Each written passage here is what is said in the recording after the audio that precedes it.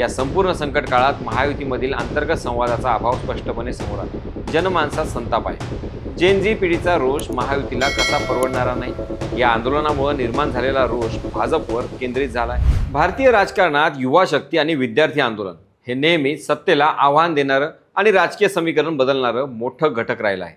नुकत्याच झालेल्या नीट पेपर फुटी घोटाळ्यावरून आणि दिल्लीतील जंतर मंतर येथील विद्यार्थ्यांवरील कथित दडपशाहीवरून देशभरातील राजकीय वातावरण कमालीचं तापलं आहे।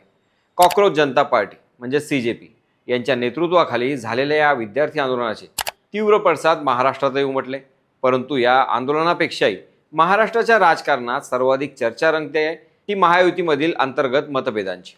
नीट पेपर फुटी आणि विद्यार्थ्यांवरील पोलीस कारवाईच्या मुद्द्यावरून भारतीय जनता पार्टी महायुती संपूर्णपणे एकाकी पडल्याचं चित्र निर्माण झालं आहे। उपमुख्यमंत्री एकनाथ शिंदे आणि उपमुख्यमंत्री सुनेत्रा पवार यांची राष्ट्रवादी काँग्रेस पार्टी यांनी या संपूर्ण प्रकरणापासून कमालीचं अंतर राखणं पसंत केलं आहे। मित्रपक्षांनी घेतलेला हा सावध पवित्रा आणि भाजपची झालेली कोंडी यामागं नेमकी कोणती राजकीय गणितं आहेत?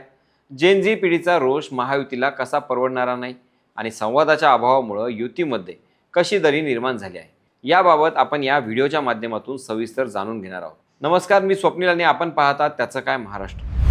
नीट परीक्षेतील कथित गैरप्रकार आणि पेपर फुटीचा घोटाळा समोर आल्यानंतर देशभरातील लाखो विद्यार्थ्यांमध्ये तीव्र असंतोष निर्माण झाला होता। केंद्रीय शिक्षण मंत्रालयाच्या कारभारावर विद्यार्थ्यांनी प्रश्नचिन्ह उपस्थित केलं। CJPच्या नेतृत्वाखाली विद्यार्थ्यांनी दिल्लीच्या जंतर मंतरवर चलो संसद मार्चसह तीव्र निदर्शने सुरू केली।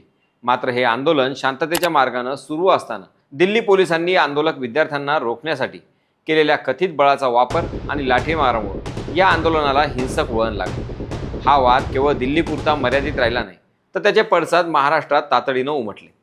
नागपूर, पुणे, नाशिक, छत्रपती संभाजीनगर आणि मुंबई या प्रमुख शहरांमध्ये विद्यार्थ्यांनी रस्त्यावर उतरून केंद्र सरकार आणि भाजप विरोधी घोषणाबाजी सुरू केली। विद्यार्थ्यांचा हा रोष थेट भाजपच्या केंद्रीय नेतृत्वावर म्हणजेच शिक्षण मंत्री धर्मेंद्र प्रधान यांच्यावर होता। त्यामुळे हा वाद थेट भाजप विरुद्ध विद्यार्थी असा बनला। महाराष्ट्रात आगामी काळात अत्यंत महत्त्वाच्या विधानसभा निवडणुका होणार आहेत। अशा काळात तरुण मतदारांना नाराज करणं हे मित्रपक्षांना परवडणारं नाही। CJPच्या आंदोलनाला संपूर्ण राज्यातून प्रचंड मोठा प्रतिसाद मिळाला। या आंदोलनामुळे निर्माण झालेला रोष भाजपवर केंद्रित झालाय। जर मित्रपक्षांनी भाजपची पाठराखण केली असती तर त्याचे मोठे नुकसान झाले असते। तरुण पिढीची नाराजी आता आपल्या मतपिढीला फटका बसेल अशी भीती होती। म्हणूनच शिवसेना आणि राष्ट्रवादीने या वादापासून लांब राहणं पसंत केलं। स्वतःचं राजकीय अस्तित्व सुरक्षित ठेवण्यासाठी हा सावध पवित्रा घेतला गेला। दिल्ली आणि मुंबईत आंदोलक विद्यार्थ्यांवर झालेल्या कारवाईमुळे जनमानसात संताप आहे। मुंबईतील एका पोलीस अधिकाऱ्याचा व्हिडिओ सोशल मीडियावर प्रचंड व्हायरल झाला। तो अधिकारी विद्यार्थ्याला खोट्या ड्रग्ज प्रकरणात अडकवण्याची धमकी देत होता। या घटनेनंतर त्या संबंधित अधिकाऱ्याला तातडीनं निलंबित करण्यात आलं। या दडपशाहीवर महायुतीमधील मित्रपक्षांच्या नेत्यांनी उघडपणे आक्षेप घेतला। लोकशाहीत विद्यार्थ्यांना शांततेने आंदोलन करण्याचा मूलभूत अधिकार आहे। शिवसेनेचे मंत्री संजय शिरसाट यांनी या कारवाईवर तीव्र नाराजी व्यक्त केली। शांततेच्या मार्गाने आंदोलन करणाऱ्यांवर लाठीमार करणं अत्यंत निंदनीय आहे। राष्ट्रवादीचे ज्येष्ठ मंत्री छगन भुजबळ यांनीही पोलिसांच्या भूमिकेवर थेट बोट ठेवले।